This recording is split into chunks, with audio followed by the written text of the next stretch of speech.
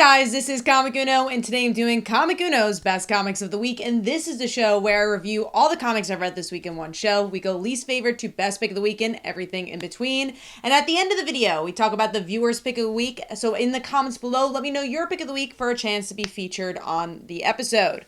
I also do have a Kickstarter going on right now for my comic Like Father, Like Daughter. It's about a high school girl. Father left her, become a full-time superhero. Everyone in the world loves him except for her, and then she inherits his abilities, so be sure to check that one out. Now let's jump into this week's books. There were honestly a lot of books this week. I had about 13. So number 13 for me was X-Men issue 30. I have not been loving the X-Men as of recently, especially as we get to this new era of X-Men. And I'm just like, all right, where is this going? I kind of just want to get to that place because I am so tired of Krakoa, and this issue is very similar. I just don't feel invested to the story. You got the Children of the Vault. If you've been enjoying X-Men up to this point, there are definitely threads you're going to enjoy. If you have not been enjoying it, I don't think you're going to continue to enjoy it. The things I like the most is probably Kitty. That's why I am still reading the flagship, but I might just take a break from the X-Men until we reboot again. But we'll see. So giving that 2 stars, and that is number 13. Moving on to number 12, another X-Men book, and that is Cable issue 1. I got this one because I am a Cable fan. I like the character. I especially like his more 2000s adventures. So the 90s is just big guns, action with Cable, but then we got a little heart with him, especially with his relationship with Hope. And this one tries to do that. We have the past Cables. If you read the Cable series from, honestly, when Krakoa started, you get that relationship and that continuation, but mostly it's just action. And for me, that's not the side of Cable that I enjoy. I do like that emotional punch, and it's just not there for this. It feels very fillerish in a lot of ways, and almost feels like it's too late because, again, that story was from a while ago. So giving that 2.5 stars, and that is number 12. Probably not going to get issue 2 for that one. All right, moving on. A book I think you guys will be surprised and not surprised to see a little lower for me, and that is Cobra Commander, issue 1. If you guys have not watched the show before, you're new to the show. I'm not an 80s kid. I don't know much about G.I. Joe or Transformers, but I've been loving Transformers. I think Daniel Warren Johnson has put a really, really cool, new reader-friendly twist to it. G.I. Joe I thought was solid enough to see, like, all right, where's this going?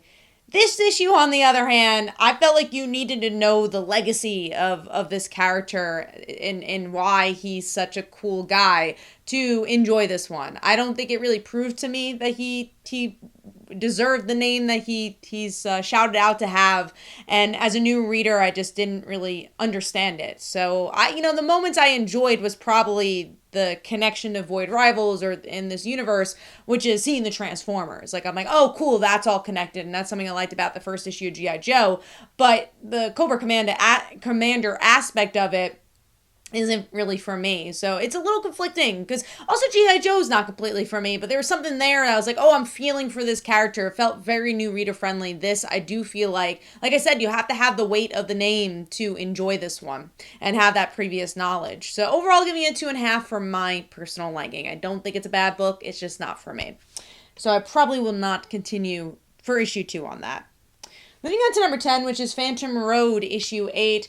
This is an okay issue. I do feel like this book is pretty slow, and especially since it returned from its hiatus. And this one, we get to see a little bit of progression where our main characters are seeing this bright light and kind of seeing what this mythology and these antagonists are. And I like the cliffhanger where we get to see this baby version of these clay people.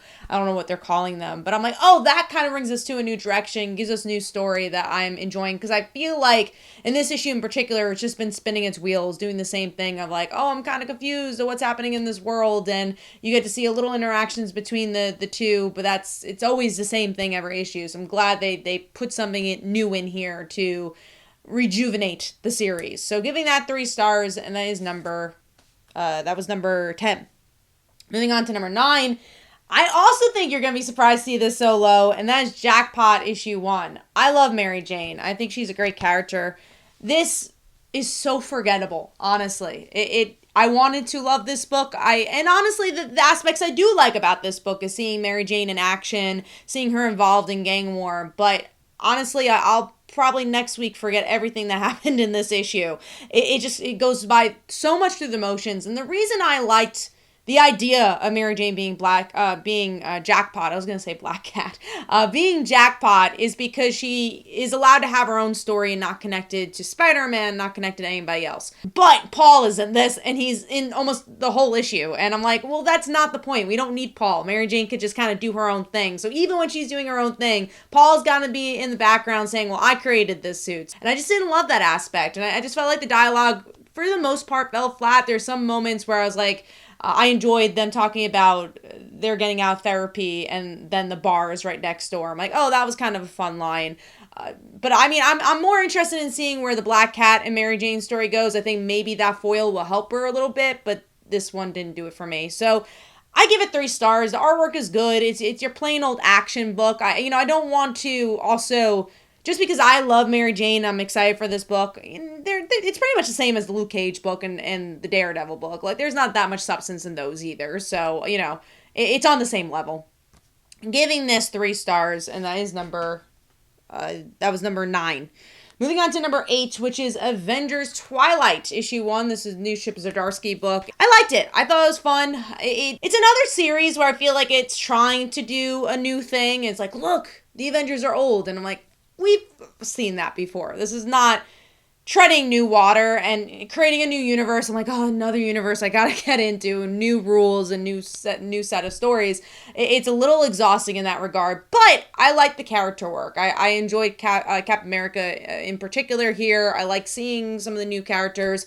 There's points where it felt a little dark, the coloring, so I was like, oh, so what's going on there? What's going on there? It's a little wordy, the book, but it gave me enough to want to see where issue 2 goes, especially as he assembles the Avengers, and I do think it's an interesting concept. I just don't think it's reinventing the wheel as much as you think it's reinventing the wheel. So giving that was 3 stars, and that is number 8. Moving on to number 7, which is The Amazing Spider-Man issue 42. This is a hard one because I've been enjoying Gang War, but that's mostly because I'm also relating it to all the previous issues of Spider-Man. I think it's better than the previous issues of Spider-Man, and I honestly thought that first part was some of the best Spider-Man storytelling we've gotten in a while, but the rest of the arc has been pretty simple. It's like, all right, let's see where this Gang War is going. But it still is better than what we've been getting with Spider-Man. And then the John Romita Jr. artwork makes it a little difficult. I'm not a huge fan of his style, so having, again, a very action-heavy event with, in my opinion, in my personal preference, a little lackluster art doesn't work for this. But I like the Madame Mask aspect. I like that we're building these villains a little bit more as we get to that final battle where all the villains literally line up to fight each other. So yeah, I thought it was a good action issue. I do want a little bit more progression, a little bit more surprises like that first issue, but it's not a bad story. So giving that 3 stars, and that is number 7. Moving on to number 6, speaking on events that I think that have been pretty solid, and that's Beast World, but this is a tie-in, Titans issue, what are we up to, issue 7? Yeah, issue 7. And this issue, I liked. I like seeing the Beast World tie into the rest of the DC universe. We'll talk about another issue. Obviously, most of them are written by Tom Taylor, but I also just like seeing like Corey and Batgirl team up and just getting to see some character interactions. The artwork is also really good for this one too. It didn't blow my mind, but I just feel like it's cool to see an event actually affect other people, and I feel like this issue did a pretty good job at that, while also kind of giving you a throwaway story that you don't necessarily need for the main event, with, again, really, really great artwork. So giving that 3.5 stars, and that is number 6. Moving on to number 5, speaking of the other Beast World tie-in, that is Nightwing issue 110. Again, does it reinvent the wheel? No. Do you need this story? Probably not. But is it fun? Yeah, you get to see John, Nightwing, and Damian team up. Damian's a cat. We got to see a Gail Simone reference of her being a bear, which was a lot of fun. And the artwork is really good. It goes back to why I enjoyed these books a little bit more than Gang War. Gang War, as a Spider-Man fan, I enjoy more as a story. But because the art is so many leaps and bounds better for me with Beast World, they're a little higher here. Again, this is just them trying to save Damian from being a cat, and that's mostly the story. It is a one-shot too. It's not even a continuation, but I had enough fun with it. So giving that 3.5 stars, and then it's number 5. Moving on to number 4, which is Jay Garrick, The Flash, issue 4. A book I was actually, this issue in particular, I was a little worried for, because when you saw a lot of those dialogue boxes, you're like, oh man, this is an info dump. But honestly, as an info dump, it was kind of interesting. We get to see how Jay Garrick got his powers, how his daughter is related to all that. And every page, I found myself still engrossed. Do I wish that information was exchanged in a different way? Yeah, I don't love exposition dumps. But for an exposition dump issue, it worked. And I was entertained, and it was good art, and I really liked this book. If you miss Jeremy Adams' Flash run, read this, because it's very much a similar vibe with a different character and same set of powers. So giving this 3.5 stars, and that is number 4. Moving on to number 3, which is Superman issue 10. And this issue I was a little worried about, because I'm not like a huge Western fan. I'm like, oh, this kind of feels off. But I felt like it actually worked pretty well, especially the art. I really like seeing Superman explore this world and just have fun with the setting. And then it still tie into this bigger story with Lois and especially Lena by the end of the issue. So honestly, I think it just did its job. It gave us something a little different. I don't want to say like a filler episode, because it wasn't. It felt like it introduced itself as a filler episode, but still was very far from filler, which is why I think I was so impressed by this issue, especially as you get to the end of it with, again, I will continue to say it, splendid artwork. DC has some great interior art this week. So giving that 4 stars, and that is number 3. Moving on to number 2, which is Kill Your Darlings, issue 5. This is the start of a new arc. Also, I did an interview with the creative team on the channel, so you guys should go check that out if you want to see the future of Kill Your Darlings. But this issue was really good and not exactly what you expect. We actually get to see the background of Rose's mother and how she became pregnant with her and what her life was like. But there's a lot more wrinkles there where she actually kills this little boy and she's kind of haunted by that. She already doesn't really want this kid, and then on top of it, also kills another person, and you could kind of see why she is who she is in that last issue and this whole arc. And I feel like this was a really good flashback issue. And it's interesting, I was just talking about the Jeremy Adams issue with Flash, where it's like, oh, I kind of wish it exchanged information in a different way. This is the way I like to see exposition, where you actually get to see the story. It's not someone just explaining the story, and I think that's why this issue was so splendid. With, again, some wonderful artwork, some really moody tones here. So I thought this was a really solid issue, and as always, very excited to see where this is going to go. So giving that 4 stars, and that is number 2.